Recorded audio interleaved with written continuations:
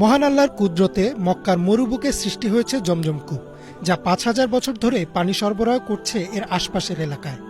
৫,০০০ বছরে কত কোটি কোটি লিটার পানি যে উত্তোলন করা হয়েছে তার হিসাব আল্লাহ ভালো জানেন। কিন্তু এর পরেও এতটুকু নিচে নামেনি পানির স্তর। পাম্প দিয়ে পানি তোলার ১১ মিনিট পরেই আল্লাহর কুদরতে আবারও পানি আগের স্তরে ফিরে আসে। শুধু তাই নয়, এই পানিতে জন্মাতে পারে না কোনো ক্ষতিকারক ব্যাকটেরিয়া ও ছত্রাক। এই কূপের পানিতে রয়েছে এমনই বহু বিস্ময়কর গুণাগুণ যা দেখে অবাক হচ্ছেন বিজ্ঞানীরাও। কিভাবে সৃষ্টি হলো এই জমজম কূপ, কি আছে এর পানিতে, চলুন জেনে নেই জমজম কূপের আদ্যোপান্ত। জমজম কূপের সৃষ্টির সাথে জড়িয়ে আছে মহান আল্লাহর প্রতি অগাধ বিশ্বাস আর ভালোবাসা। আল্লাহ ইব্রাহিম আলাইহিসসালামকে নির্দেশ দিলেন তার স্ত্রী হাজেরা ও সদ্য জন্ম নেয়া শিশু ইসমাইল আলাইহিসসালামকে মক্কার মরুভূমিতে রেখে আসতে।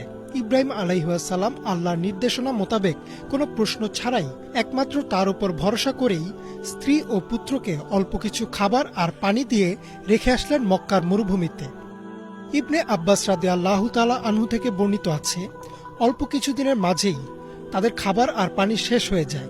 শিশু ইসমাইল আলাইহিসসালাম তৃষ্ণায় কান্না করতে থাকেন। মা হাজেরা তার সন্তানের কান্না দেখে অস্থির হয়ে যান।